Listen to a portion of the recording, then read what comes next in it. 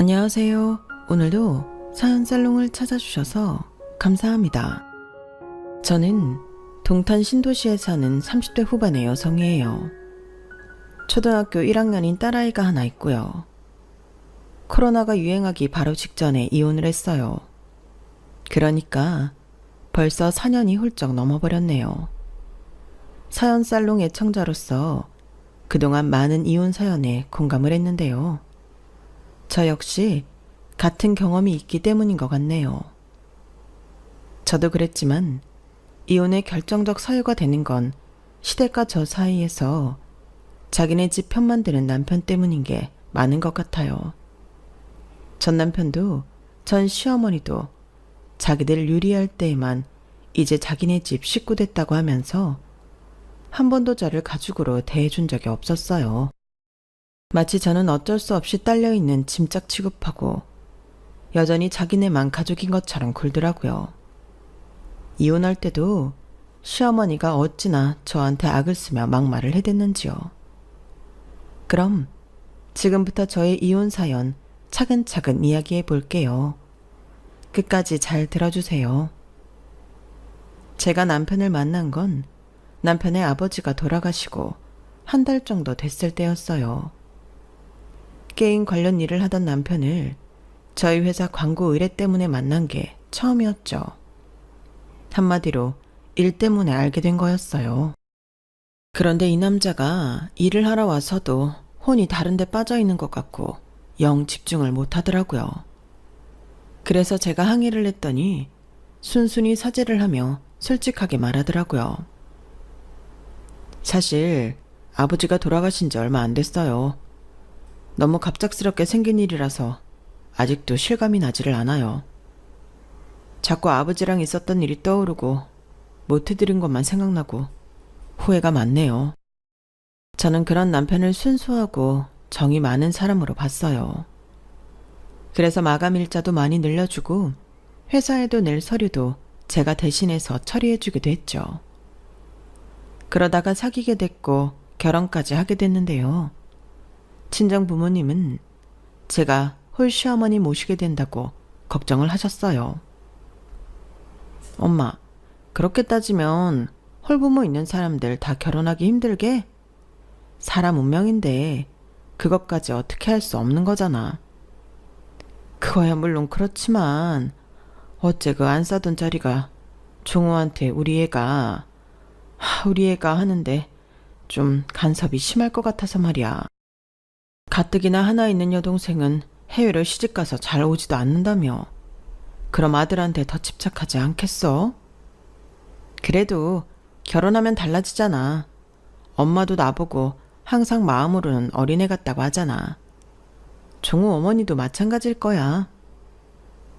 제가 왜 그렇게 시어머니를 감싸면서까지 결혼을 설득했나 모르겠어요.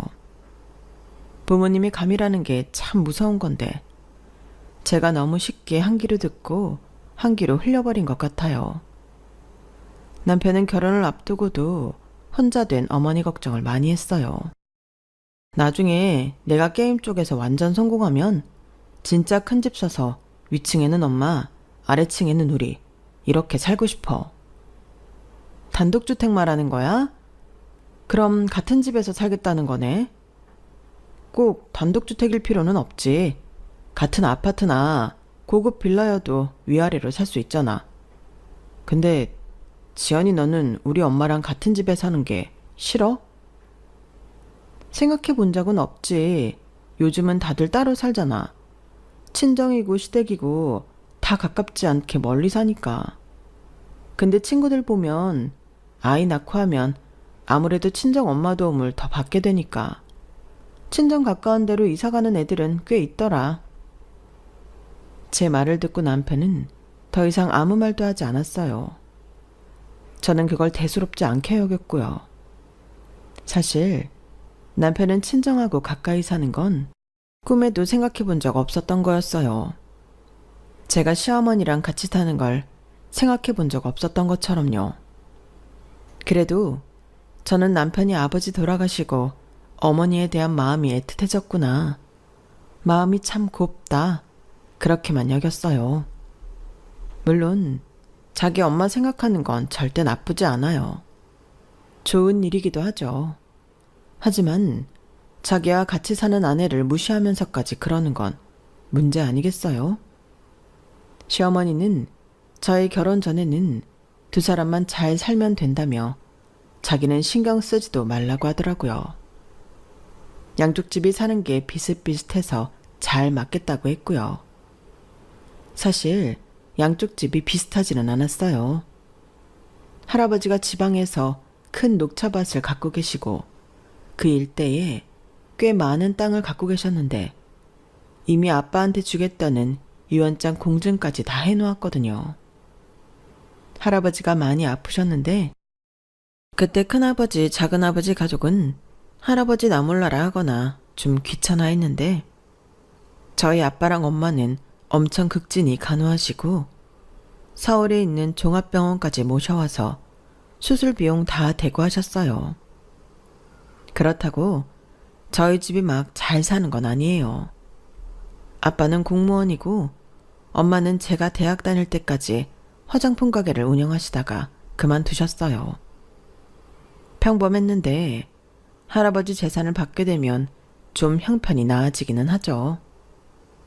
그에 비해 남편 집안은 남편 집보다 더 어려운 사람들이 있으면 있지 여유 있는 친인척이 없다고 했어요. 저는 저희 부모님이 할아버지한테 했던 게 떠올라서 남편을 더 좋게 봤던 것 같아요. 결혼 당시에 저희가 꽤 많은 유산을 받을 거라는 얘기는 하지 않았어요. 아빠가 그러자고 하셨죠. 어차피 저희한테 있는 것도 아니고 굳이 말할 필요 없다고요. 아무튼 저와 남편은 양쪽 집에서 반반 돈을 해줘서 작은 아파트를 얻었어요. 그 아파트가 시댁하고 버스로 15분 정도 거리에 있었는데요. 저는 그런 계산을 하지 않아서 몰랐는데 남편이 저와 자기 회사랑 시댁이랑 거리를 다 재보고 거기로 하자고 주장했던 거였어요. 물론 계약을 하고 들어가서 살면서도 잘 몰랐죠. 시어머니가 저희 집을 자기 집처럼 아무 때나 들락거리는 걸 보며 그제야 깨달은 거였어요. 처음에는 결혼하고 아들이 떨어져 사니까 아직은 어색하기도 하고 보고 싶으니까 그럴 수도 있겠지 라고 생각했어요. 하지만 가구 위치를 자기 원하는 대로 바꾸고 식기도 멋대로 옮겨놓고 어떤 건 쓰지 마라, 이거는 써라 하는 게 계속됐어요. 신혼생활을 시작하며 내가 내 집을 어떻게 꾸밀까, 그릇을 어떤 걸 쓸까 이런 상상을 하며 즐거울 때가 있었죠. 그게 와장창 깨진 거였어요. 그 생활이 석 달을 넘기며 계속되니 저는 스트레스가 너무 쌓여 힘들었어요. 음식도 제가 먹고 싶은 게 아니라 시어머니가 좋아하는 나물이나 생선조림 같은 것만 먹어야 하니 이게 뭐지 싶더군요.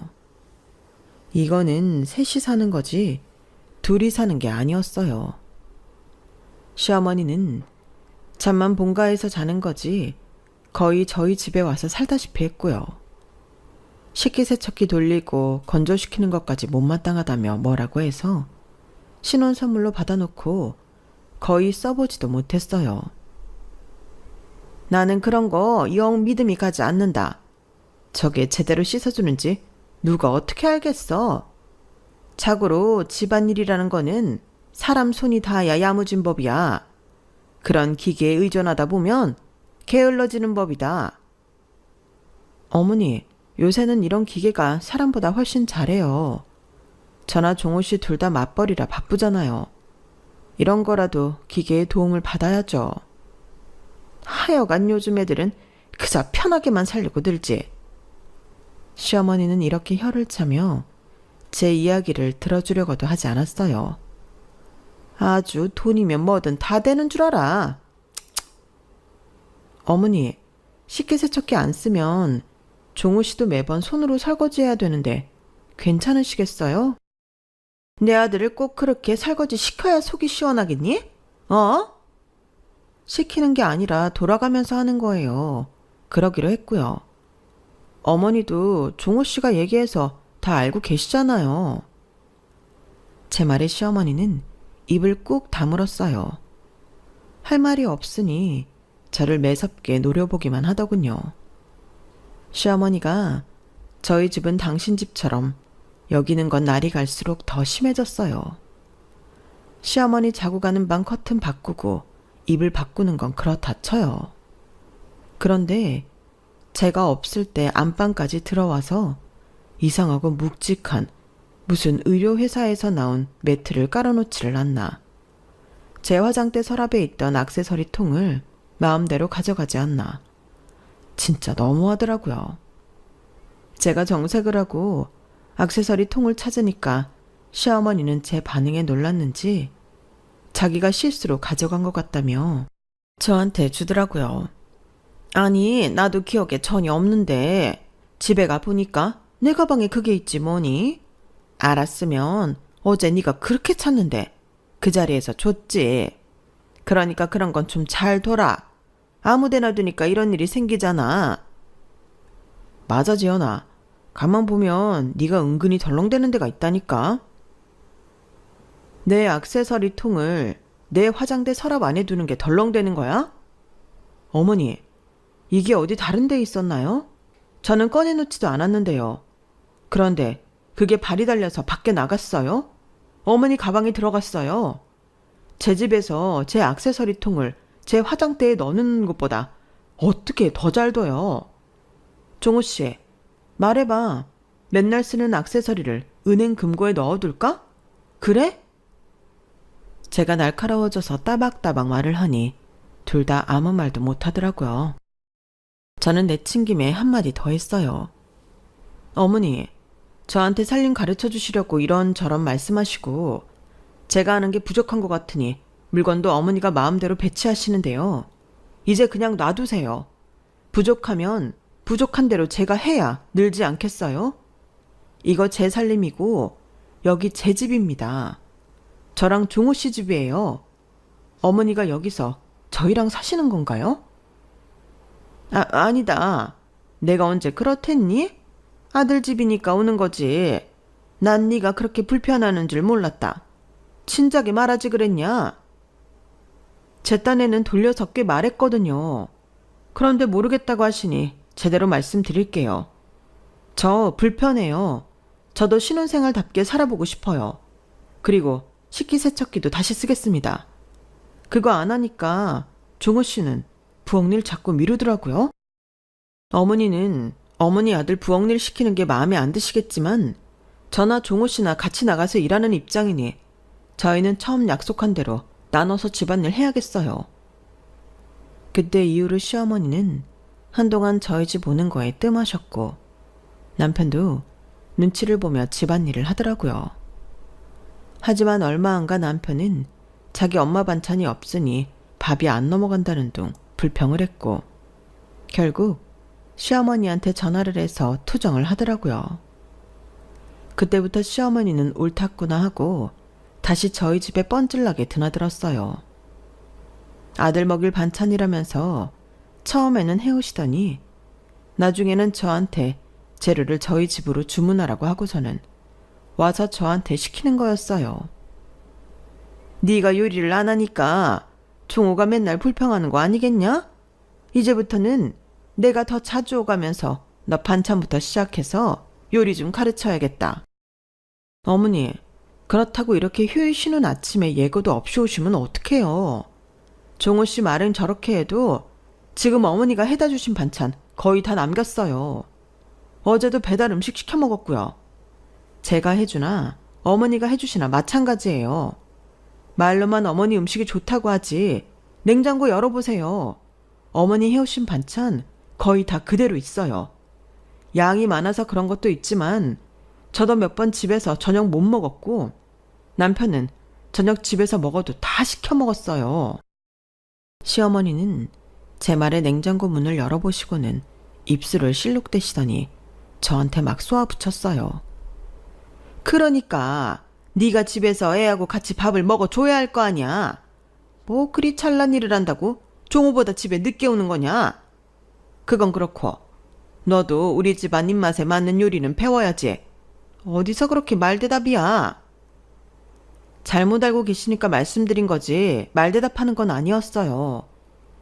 어머니 요리 가르쳐 주시는 건 좋지만 이렇게 아무 시간에나 찾아오지는 말아주세요.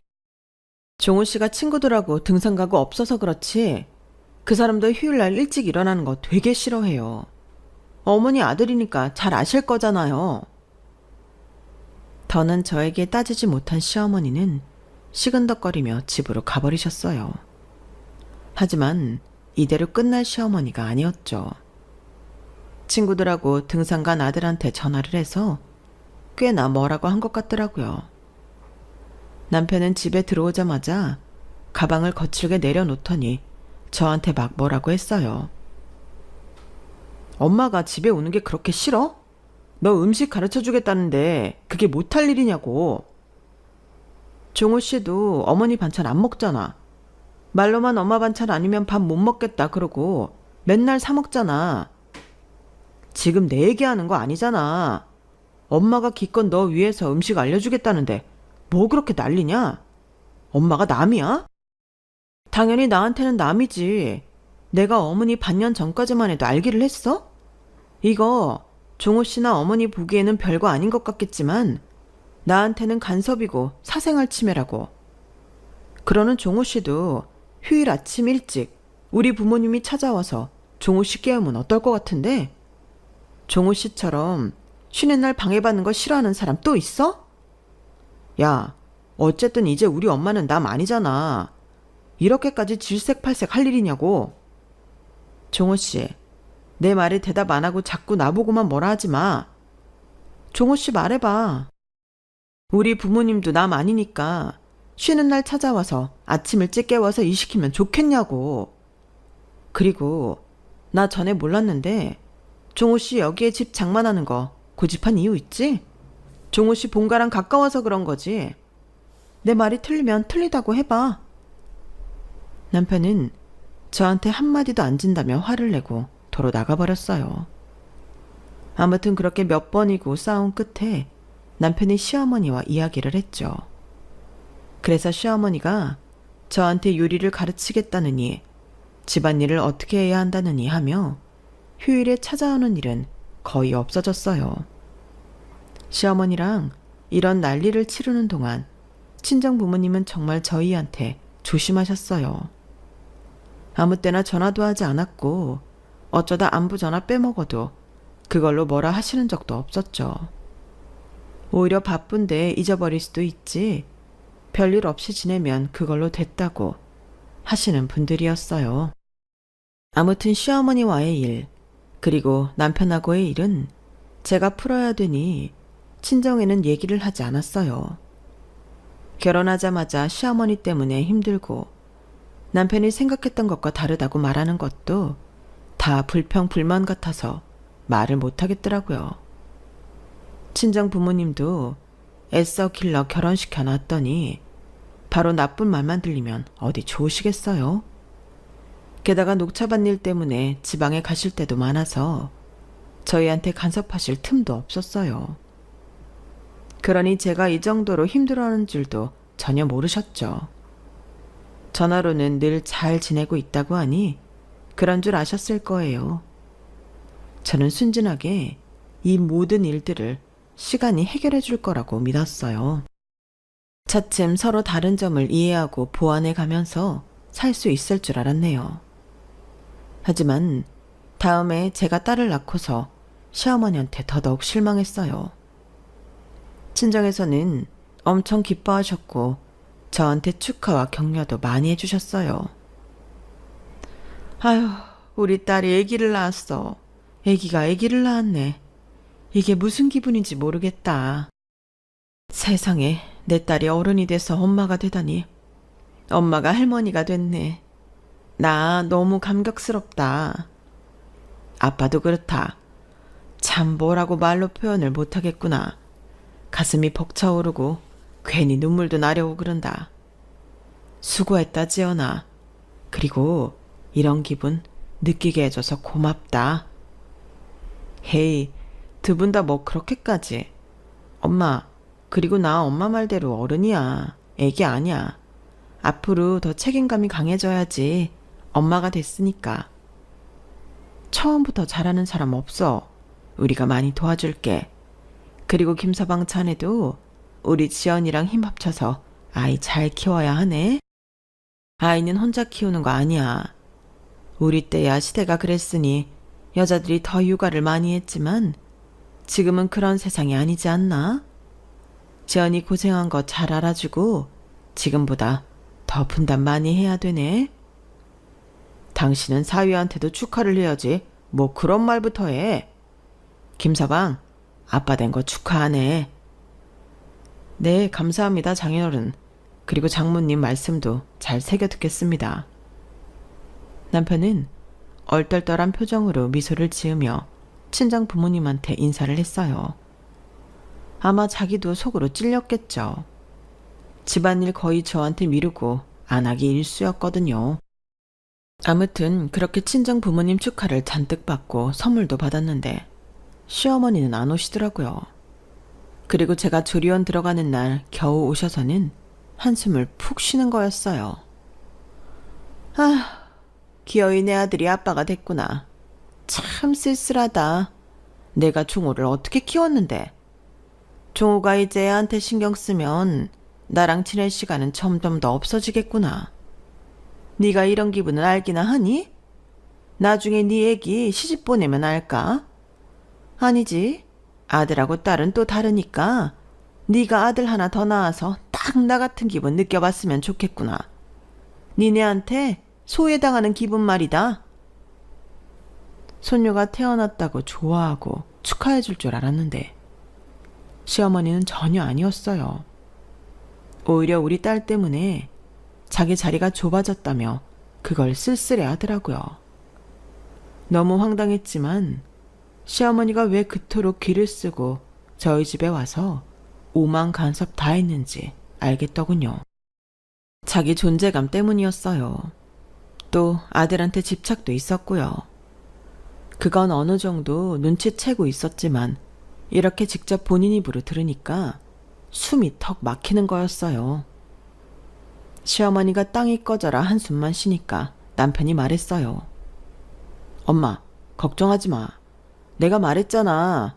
우리 언젠가 아래 위층하며 살 거라고. 애기 좀 클 때 되면 우리가 그 정도 재력은 되지 않겠어? 난 될 거라고 생각해. 그러니까 너무 축 처져 있지 말고 기운 차려. 애 클 때까지 기다려야 된다고? 내가 애 봐주면서 같이 살면 안 될까? 우리 집 너무 답답해서 그래. 저는 그때 시어머니 속셈 하나를 더 알았어요. 솔직히 시댁이 좀 좁기는 하거든요. 그에 비해 저희 집은 전용 면적만 26평 정도 됐으니 그게 좋았나 보더라고요. 어머니, 아이는 제가 육아휴직 내고 볼 거니까 걱정 마세요. 제가 좀 짜증 섞인 목소리로 말하자 남편도 얼른 제 눈치를 보며 시어머니를 달랬어요. 그래 엄마, 지금 여기 엄마 들어와서 살면 애까지 있는데 너무 복잡해. 전에야 아기가 없으니까 엄마 있어도 크게 답답하지 않았는데 이제는 그렇지 않을 거야. 그리고 지연이도 엄마보다는 장모님이 왔다 갔다 하시는 게 더 편하지 않겠어? 그러니까 조금만 기다려. 그 말에 시어머니는 또 한숨을 푹 쉬었고 저는 저대로 답답해 미칠 지경이었어요.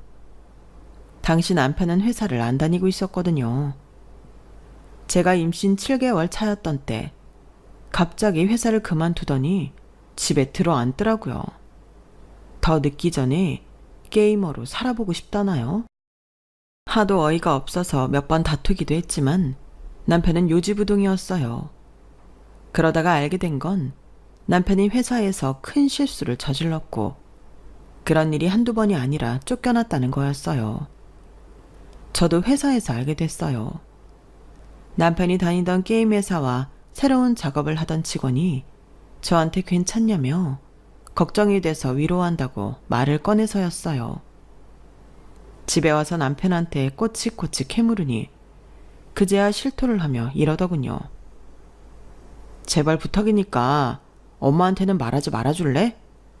장인어른하고 장모님한테도 내가 이렇게 빌게. 창피한 줄은 아니? 그럼 애초에 왜 그렇게 맨날 일을 펑크낸 거야? 아, 몰라. 사람들이 나 힘든 건 알아주지도 않고 몰아치기만 하니까 그렇지. 남편은 처음 저를 만났을 때처럼 이 사람 저 사람한테 자기 힘든 것만 하소연하는 게 버릇이더군요. 그걸 저는 너무 늦게 한 거였고요. 아무튼 남편은 그때부터 제 눈치를 슬슬 보며 비위를 맞추려고 노력했어요. 그러니 시어머니가 아이 봐주며 같이 살겠다는 것도 적극적으로 말렸던 거고요. 남편이 계속 회사를 다녔다면 아마 시어머니랑 같이 살았을지도 몰라요. 이런 상황에서 저는 이혼까지는 생각도 못했어요. 아이가 막 태어났고 어쨌든 결혼했으니 같이 잘 살아야 한다는 마음이 강했거든요. 다른 쪽으로 생각해 볼 시도조차 안 했던 거였어요. 시어머니는 그런 와중에 저만 원망스럽다는 데 노려봤고 제가 이제 육아휴직까지 해서 자기 아들 등에 빨대 꽂고 산다며 불평을 했어요. 빨대는 자기 아들이 저한테 꽂았는데 말이죠. 저는 월급의 3분의 2가 나왔고 아이가 태어났을 때는 특별 지원금도 받았으니까요.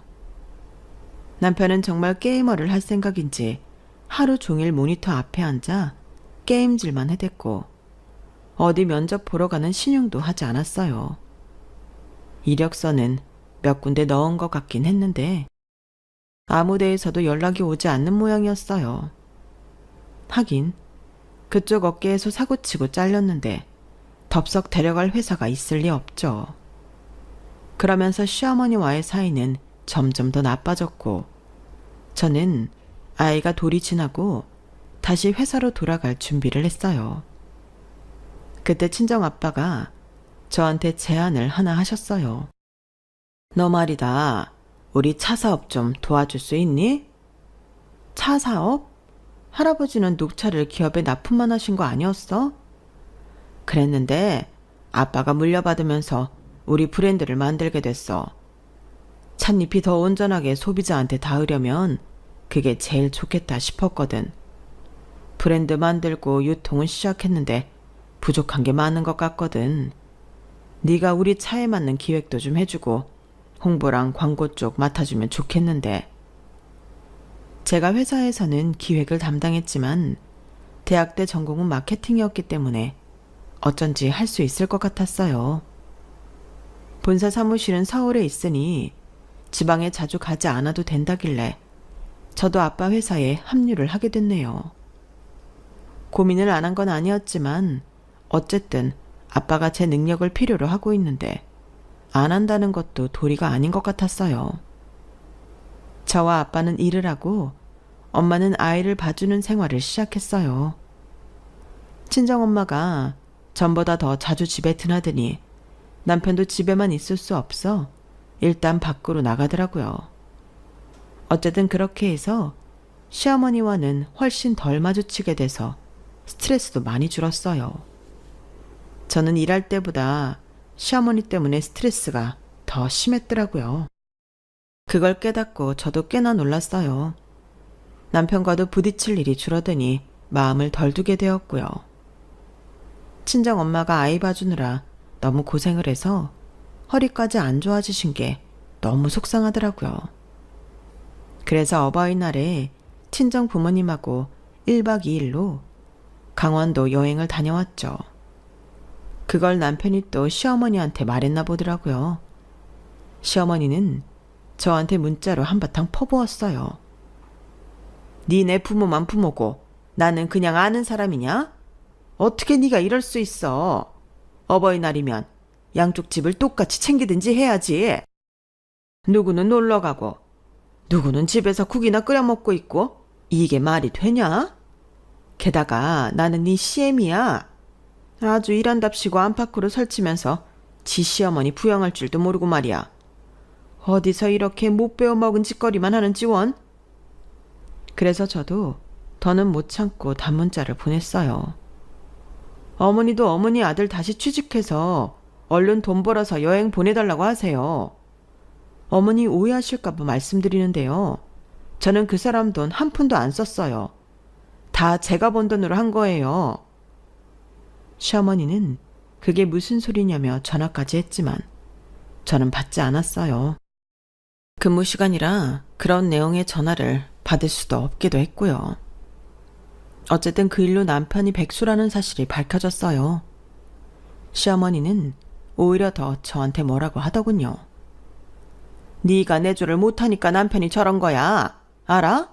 이런데도 너는 너만 좋자고 그렇게 돌아다니고 싶니? 제가 그 사람한테 회사에서 실수하라고 했나요? 아니죠. 그 사람이 일을 못해서 잘린 거죠. 그것까지 제 탓이라고 하시는 건 말도 안 되는 거예요. 저도 그동안 이력이 나서 시어머니 하는 말에 바로바로 받아쳤어요. 시어머니와 골이 깊어질수록, 그리고 남편이 취직은 안 하고 변명만 하고 놀고 먹는 시간이 길어질수록 저는 친정 부모님한테나 더 잘해야겠다고 마음먹게 됐어요. 그러는 사이 아빠 회사는 자리를 잡았고 안정적으로 돌아가게 되었어요. 저는 기획팀장이 돼서 연봉도 오르고 인센티브도 받게 되었고요.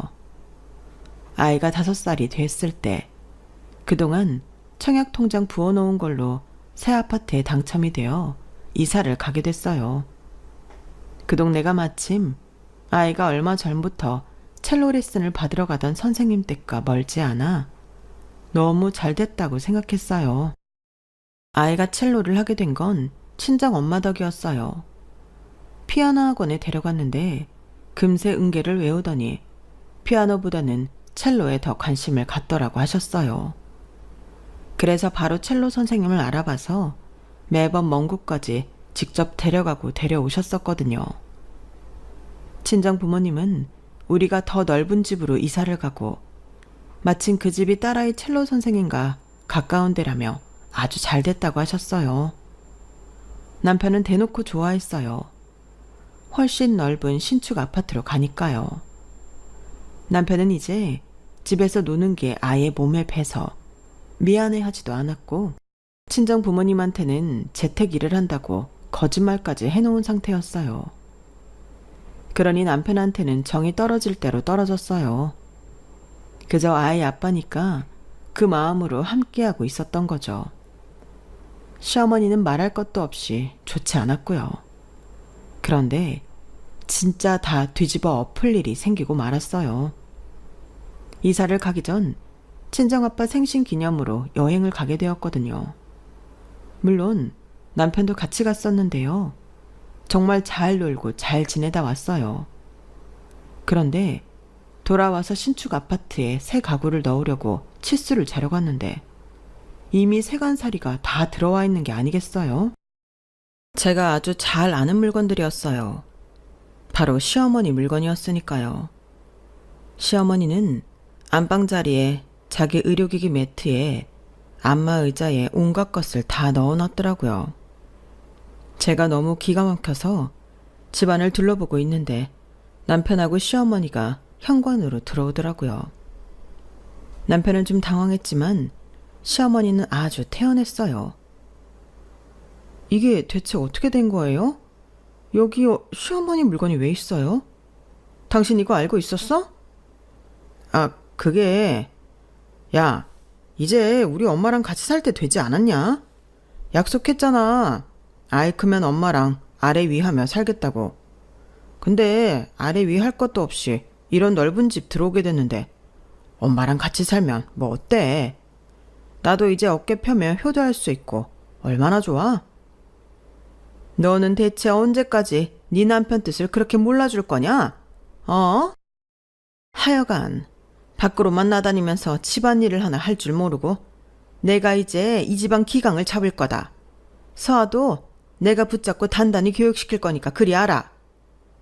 아니요. 그럴 일 전혀 없어요. 어머니 짐 다 빼세요. 바로 빼세요. 아니면 저 가만 안 있어요. 너 진짜 이럴래? 엄마더러 여기서 나가라는 거야? 네가 그러고도 며느리야? 저는 그러는 남편 뺨을 바로 철썩 올려쳐버렸어요. 맞는 남편도 시어머니도 너무 놀라서 휘둥그레져 저를 쳐다보더군요. 야, 몇 년째 일도 안 하고 쳐놀기만 하면서 뭐가? 어째? 이제 어깨 펴? 웃기시네. 야, 너 백수인 거 들키고서는 너 취업해서 재택근무한다고 니네 엄마한테 뻥 쳤잖아. 니네 엄마 아직도 네가 재택근무자인 줄 알지? 아줌마, 여기 아줌마 아들 반품하니까 그렇게 알고 도로 수거해 가세요. 이 짐 다 안 빼면 저 관리실에 연락할 거고 사람들 불러서 다 재활용센터 보내버릴 거니까 그렇게 아세요. 시어머니는 너무 놀라 남편을 쳐다보며 겨우 말했어요. 너 이게 무슨 말이야? 회사 안 다녀? 재택근무한다는 거 거짓말이었어? 아, 엄마, 그게 그러니까. 야, 박지연, 너 진짜 이럴래? 너야말로 미쳤지? 네 돈 한 푼 안 들인 내 집 갖고 네가 효도를 하시겠다. 나는 절대 그렇게는 못해. 아줌마, 저 이제 아줌마하고 남이니까 얼른 짐 빼세요. 안 그러면 저 가택 침입죄로 신고해버릴 거예요. 제가 하도 무섭게 말하니 시어머니는 덜덜 떨며 집을 나갔고 남편도 바로 뒤따라 나갔어요. 저는 그 길로 변호사 사무실을 찾아가 이혼 소장을 접수했고 얼마 안 가 남편한테 이혼 서류를 보냈어요. 물론 그 전에 제가 아이와 집을 나왔고요. 한동안 연락이 없던 남편은 제가 이혼 서류를 보내자 그제야 제가 진심으로 그러는 줄 몰랐다며 찾아와서 싹싹 빌더라고요. 지연아, 나는 네가 그렇게까지 화를 낼 줄 몰랐어. 미리 말 안 해서 많이 서운했지? 그래도 이건 아니지. 우리 서아를 생각해서라도 이러면 안 되잖아. 이혼은 절대 해결책이 될 수 없어. 그러니까 마음을 가라앉히고 잘 생각해보자, 우리. 서로 합의할 수 있는 지점을 찾아내자고. 합의할 수 있는 지점은 이혼이야.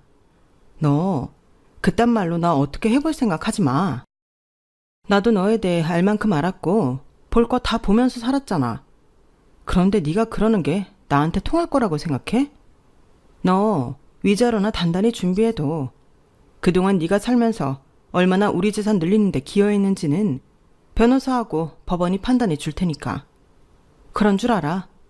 네 엄마랑 어디 잘 해봐. 남편은 싹싹 빌다가 어쩔 수 없이 일어나서 자기 엄마 집으로 갔어요. 여태까지 자기 백수인 것도 감춰준 나한테 단 한 번도 고맙다는 말 한 적도 없고 제 돈으로 살면서 당연하다는 듯 받기만 해놓고는 정말 이혼하게 생겼으니 이제 와서 설설 기는 척하는 게 너무 가소롭더라고요. 시어머니는 결국 제가 자기 아들 신세를 망쳤다며 아주 전화로 막말을 하고 문자로도 온전히 못 살 거라며 저주를 퍼붓더라고요.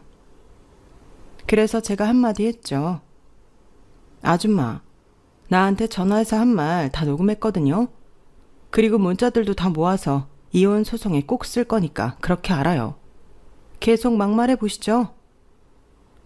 그러자 시어머니는 말없이 전화를 탁 끊더니 그 뒤로 연락 한 번을 하지 않았어요. 저는 이혼 소송에서 승소를 했고요. 위자료도 받았어요. 전부 다 주지는 못했지만 아무튼 시댁 집도 팔고 뭐 여러 가지로 쥐어짜기는 했더라고요. 저는 그 인간하고 시어머니 마주치고 싶지 않아서 양육비도 포기했어요. 그래서 지금도 두 사람 소식은 모르고 지내네요. 그게 서로에게 더 좋을 것 같아요. 아이는 저와 함께 잘 살고 있어요. 친정 부모님도 저희 집과 가까운 곳으로 이사 오셔서 저는 외롭고 힘든지도 모르겠고요. 제 사연은 여기까지예요. 어떻게 들으셨는지 모르겠지만 사람의 직감이라는 거 있잖아요.